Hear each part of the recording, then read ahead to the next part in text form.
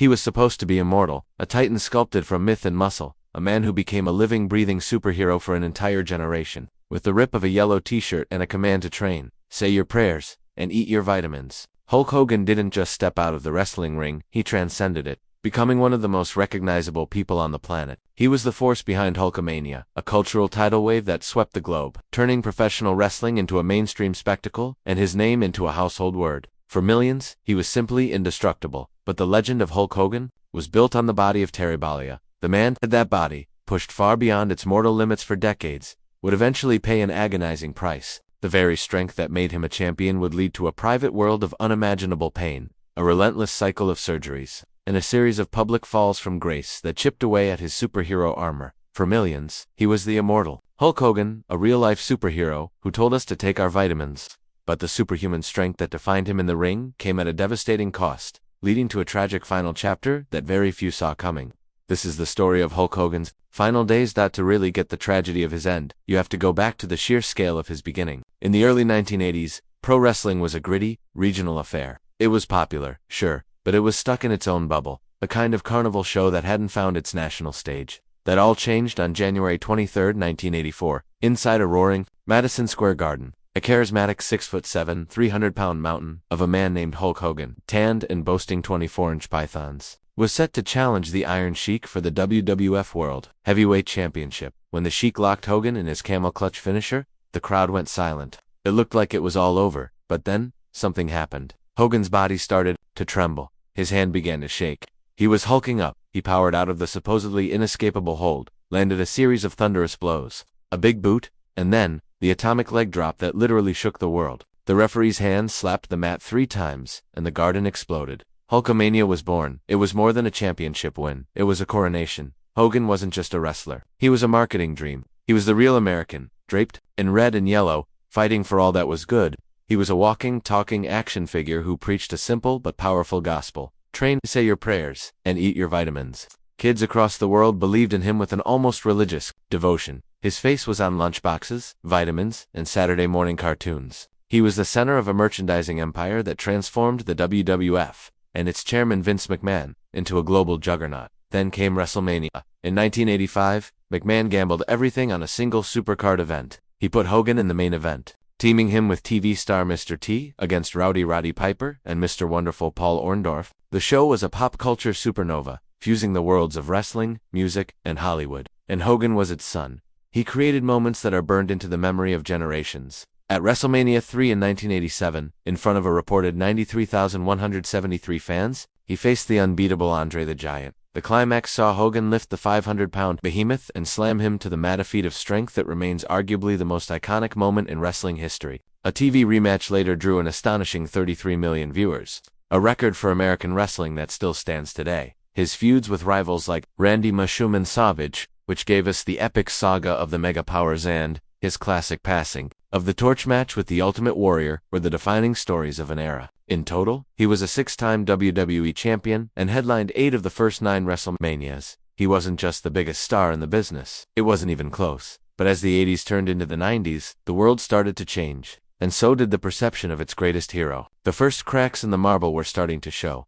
Behind the 24-inch pythons and the championship belts, a heavy price was being collected. The punishing style of wrestling, night after night, year after year, was taking a brutal toll on Terry Bollea's body. That atomic leg drop, his famous finisher, required him to land directly on his tailbone, sending a shockwave up his spine every single time. It was a spectacular move that wowed millions, but it was also slowly destroying his body from the inside out. The first major scandal hit Hogan's world in 1994, during the federal steroid trial against Vince McMahon. For years, as Hogan preached about vitamins, rumors of rampant steroid use in wrestling had been swirling. Testifying under immunity, Hogan was forced to admit what he'd long denied. He had used anabolic steroids since 1976. He explained he used them to get bigger, hip injuries, and keep up with the grueling schedule. While his testimony helped McMahon get acquitted, the admission was a devastating blow to his clean living image. The lie he told for years on talk shows was now exposed in a federal courtroom. By the mid-90s, Hogan had jumped to the WWF's main rival WCW. At first, it was a success, but the red and yellow character was starting to feel stale, like a relic from another time. Fans were getting edgier. They were starting to cheer for the bad guys. Then came Bash at the Beach on July 7, 1996. The main event pitted WCW loyalists against two invaders from the WWF, Scott Hall and Kevin Nash, known as the Outsiders. They had a mysterious third partner. As the match fell into chaos, Hulk Hogan marched to the ring. The crowd roared, thinking he was there to save the day. Instead, in a moment that sent a shockwave through the entire industry, he attacked his friend Randy Savage, dropped the leg and revealed himself as the third man. Fans were stunned into a mix of disbelief and pure rage. Garbage rained down on the ring as Hogan, now sneering and arrogant, announced the formation of the New World Order, or NWO. He swapped his iconic red and yellow for black and white, reinventing himself as the villainous Hollywood Hogan. It was a creative masterstroke, a heel turn so effective that it turned the tide in the Monday Night Wars, making WCW the top wrestling company in the world for 83 straight weeks. Hogan was again the biggest star in wrestling, but this time, as its biggest villain. This new persona, however, seemed to bleed into his real life. The physical toll was becoming undeniable. He was in constant, agonizing pain. His daughter, Brooke, later confirmed that between 2011 and 2021, her father had an astonishing 25 surgeries. Friends and family spoke of a man living in perpetual torment. Hogan himself laid out the grim reality in an interview. "I've had like 25 surgeries in the last 10 years. 10 of them were back surgeries," he said. "I've had 10 back surgeries, both knees and both hips replaced, shoulders, everything." The pain led to a reliance on painkillers, another battle he fought privately. His cousin Michael Balia described a man who was often suffering terribly. "He was in so much pain over the years," he said, but the magic was getting harder to find as the man who played the superhero was slowly being broken down by a lifetime of injuries. The new millennium saw the end of WCW and a brief nostalgia-fueled return to the WWE for Hogan. His match against The Rock at WrestleMania X8 was a classic, a clash of icons where the Toronto crowd completely ignored the script and loudly cheered for the bad guy Hogan. It was a tribute to his star power. But it was clear his days as a full-time performer were over. He transitioned into a new role, reality TV star. The show Hogan Knows Best premiered in 2005, giving the world a look into the life of Terry Bollea and his family. The show was a hit, but it also put his private life under an intense microscope. The happy family image soon crumbled. His marriage to his wife Linda ended in a bitter, public divorce filled with accusations of infidelity, costing him a huge chunk of his fortune. Then, tragedy struck when his son Nick was involved in a horrific 2007 car crash that left his passenger, John Graziano, with a severe brain injury, requiring lifelong care. The incident, and Hogan's comments about it, drew widespread criticism, but the most damaging scandal was still to come. In 2012, the website Gawker published a clip of a sex tape featuring Hogan and the then-wife of his friend, radio host Bubba the Love Sponge. Hogan claimed the encounter, filmed years earlier without his knowledge, happened during a low point. As his marriage was collapsing, he sued Gawker for invasion of privacy in a landmark case. The lawsuit dragged on, but in 2015, a full transcript from the tape was leaked. The audio captured Hogan on a vile, racist rant, repeatedly using racial slurs while complaining about his daughter dating a black man. The fallout was immediate and catastrophic.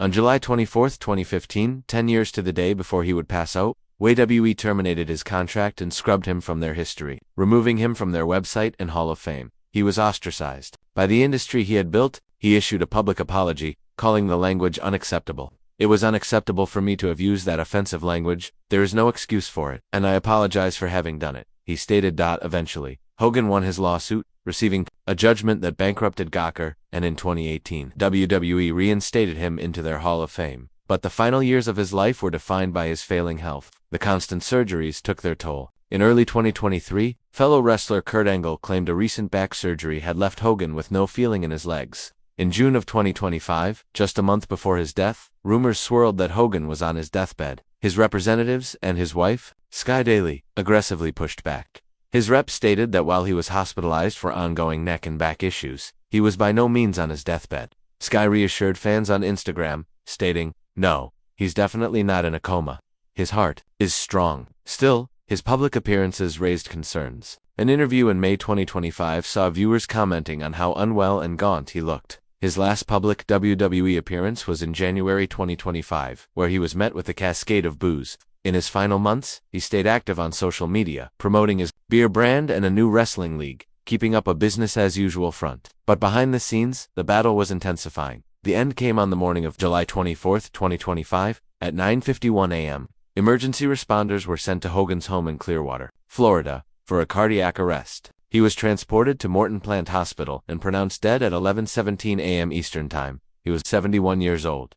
The Clearwater Police Department opened a standard investigation but stressed there were no signs of foul play. The cause was a tragic medical emergency, likely the final fatal consequence of a body pushed far beyond its limits for decades. News of his death sent shockwaves through entertainment and sports. Tributes poured in from friends, rivals, and those he inspired. WWE issued a statement, saying WWE is saddened to learn WWE Hall of Famer Hulk Hogan has passed away. WWE extends its condolences to Hogan's family, friends, and fans. His longtime rival, Ric Flair, wrote, "I am absolutely shocked to hear about the passing of my close friend. He was one of the first to visit me when I was in the hospital, and he prayed by my bedside." Fellow NWO founder Kevin Nash wrote, "I lost another brother. Icon doesn't even touch it. Rest in power, my friend." Jake the Snake Roberts, a famous adversary, said, "He may be gone, but his memory and legacy will live forever." Countless others, from Kane to The Undertaker to President Donald Trump, all acknowledged his monumental impact. At the time of his passing, Hogan's net worth was widely estimated to be between $20 and $25 million, a huge sum, but one that reflected the financial roller coaster of his life. Hulk Hogan's legacy is complicated. It's a story woven with threads of brilliant gold and stark black. He was a hero to millions, a man who inspired a generation of kids to believe in themselves. He was the engine of two of the biggest booms in wrestling history, first as its greatest hero and then as its most hated villain. You simply cannot tell the story of wrestling without him. But he was also Terry Bollea, a deeply flawed man. He made huge mistakes, said unforgivable things, and faced the kind of public humiliation that would break most people. He lived a life of incredible fame and incredible pain, where the line between the invincible character and the vulnerable man was often blurred. In the end, Terry Bollea succumbed to the human frailty that awaits us all. The years of pain and the endless surgeries finally caught up to him, but the legend he created, the icon of Hulkamania, will do what Terry Bollea could not. It will live forever. What's your favorite Hulk Hogan memory? Was it the body slam heard around the world? The NWO heel turn? Share them in the comments below. And for more stories about wrestling's greatest legends, make sure you subscribe. What you're gonna do when this channel runs wild on you.